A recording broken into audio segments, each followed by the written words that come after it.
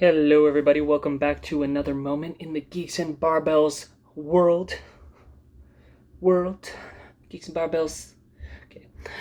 So, today is going to be the first in many reviews, talks, philosophizing, geeking out on anime, and I wanted to talk about ReZero Starting Life in Another World, which is one of my favorite and most hated, annoying anime that is part of my world.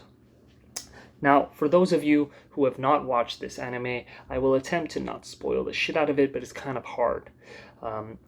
So, ReZero Starting Life in Another World is about this young boy who gets transported from our world into a fantasy world. Of course, the dream of many a geek everywhere. And that is really what makes ReZero special. Now, ReZero is very difficult to get through for a lot of people, and that is because the main character, Subaru, is a complete idiot. But the thing is, that is part of what makes the anime special. Now, in most anime series where a boy, it's usually a boy, gets transported from our world into a fantasy-like world or a game or whatever, he immediately ends up becoming special in some way. He has some superpowers, or he happens to be gifted with magic. Whatever it is, it makes him be special, allows him to have enough power, enough strength that he can deal with anything that's being thrown at him. Sometimes bad stuff happens. He does get hurt a little bit, but overall, he can push through it because he's the badass hero. Now, in ReZero, the protagonist thinks of the world like that. He's such an otaku, such a shut-in. He's been so kind of ostracized from the world. And for anyone who's only watched the anime but never read the manga, within the manga, he has this kind of personality because of how he grew up. He grew up with a father who was very famous, and everyone was constantly comparing him to his father. He could never reach that point. And at first he was like that. He was constantly like better than everybody, but slowly fell behind, and he couldn't deal with this constant comparison to his dad. And so eventually he shut himself off. He closed himself in. He didn't know how to communicate and be with people anymore. He kind of just exaggerated everything as he was trying to put on the act of being as good as his father. Couldn't do it. And he gave up, and he became like this closed-in otaku boy who just loves that kind of stuff, like fantasy and all that. So when he gets transported into ReZero, for him it's this exciting thing. He's in a fantasy world. Oh my god, this is gonna mean I'm the hero. Something magical is gonna happen. The problem, the thing that ReZero twists on itself, on the trope, is that he has nothing special, at least not for a long while. He has no strength, he has no real magical abilities, he can't really do much of anything. He keeps getting saved by other people. Except that, even though this is not explained within the first season, when he dies, he comes back at a certain reset point. Now, this allows him, obviously, to start picking up on things. Now, he is not brilliant, but he is smart enough and determined enough and focused enough that he is quite capable of trying again and again and again and again and again to figure out how he can accomplish something, like saving someone's life, like getting something back, like dealing with any kind of situation, because he keeps dying, and he will, just like a dog, gnaw at a situation until he can figure it out. So he's not talented in any special way, but he's smart enough and has enough skill to really kind of push through a situation. Now, the problem is that when you combine that with his otaku noggin, where he thinks everything is like a game and everything is just this magical world that's there for him because he's the hero, why else would he have been drawn into this world? It starts to make him very arrogant. It starts to make him very conceited. And he doesn't, as we said, because of how he was raised in his childhood, he doesn't know how to interact with people. So he's saying things out loud and doing things that most people at first, because he helps them quite a bit, many times for reasons they don't understand, makes people endear to him. They help him out, they like him. But the problem is, as the series progresses, is he's dying a lot and learning all these things. He becomes entitled and thinks that people owe him, even though he's not saying it constantly like that. he does believe it in his heart because he thinks that he's supposed to be the main character in the story. He believes, excuse me, he believes that people owe him.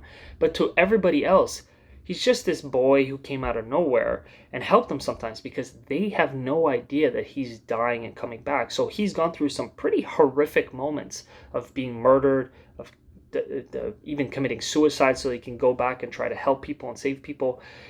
But people don't know this because part of his curse, this thing that keeps bringing him back, stops him from being able to tell people what's happened with him also.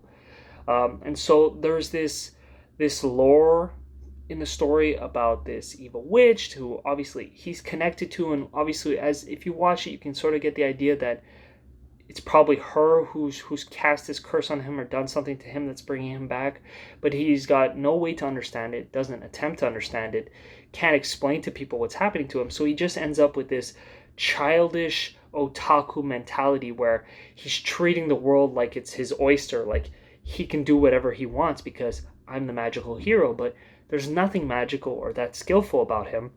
And when he suddenly does manage to accomplish things, people have no clue about the effort he puts in because he cannot tell them.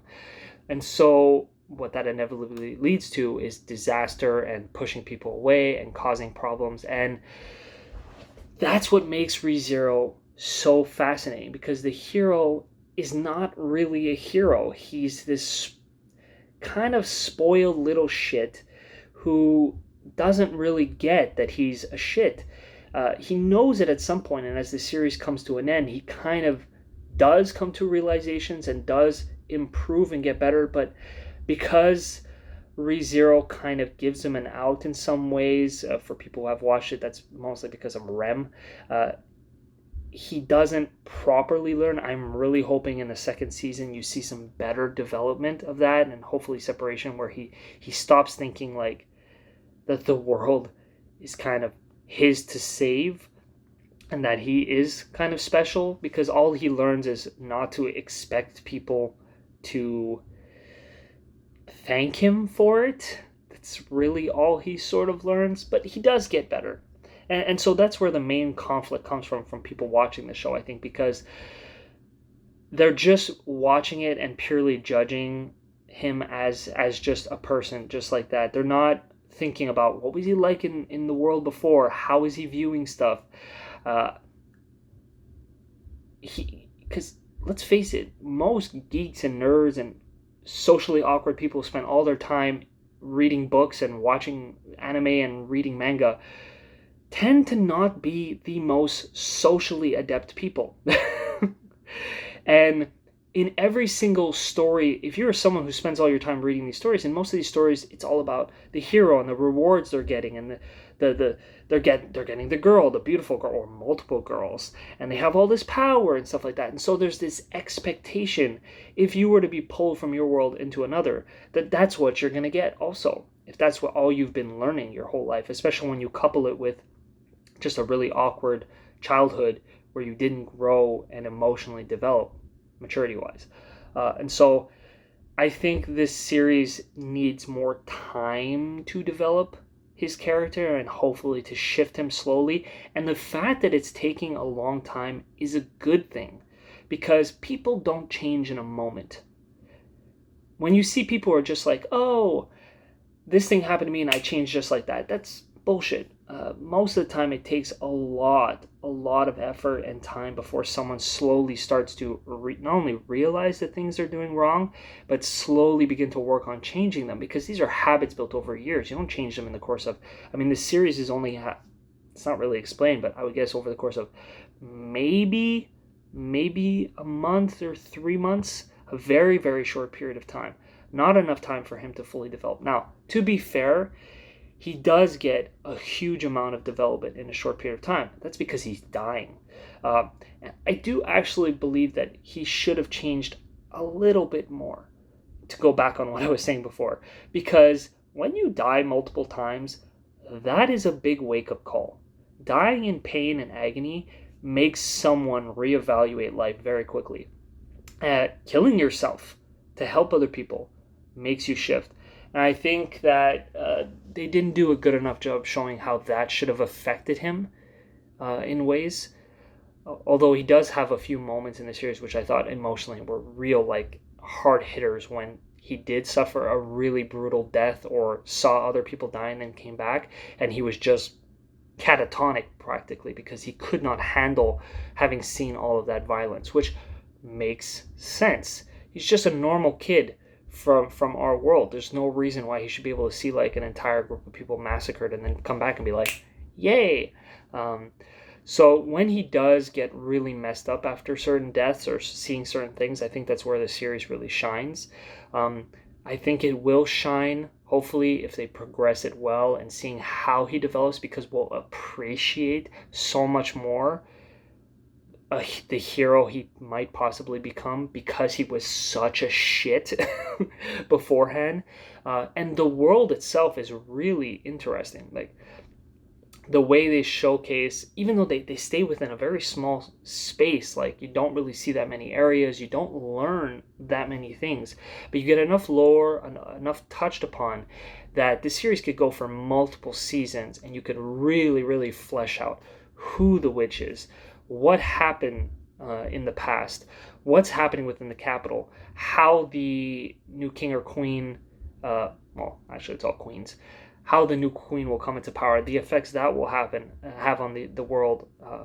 So there's so much, not even touching upon how the main characters will develop, because there is some pretty interesting character development that could happen, and I hope it does happen.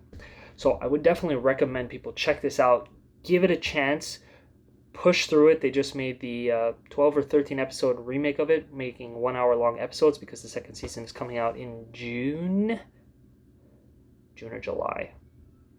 June, I think. And people just need to push through it and really look at it more so from that perspective, as this kid who's an awkward geek who does not know how to be with other people and is looking at the world as sort of a game or a story that he just happens to be the hero in. And so you can really kind of appreciate more the actions he's taking and really give him the benefit of the doubt as you see the little things as he slowly starts to change. So yeah, check it out.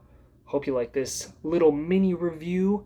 I'm definitely going to expand more upon it once the second season happens. I'm almost done rewatching the season again, the first season, and it is enjoyable. I think you will enjoy it also. Just be patient. Be very patient, okay?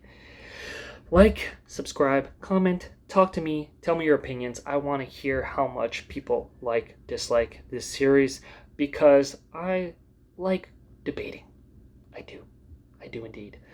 Stay healthy, stay geeky. I'm out. Peace.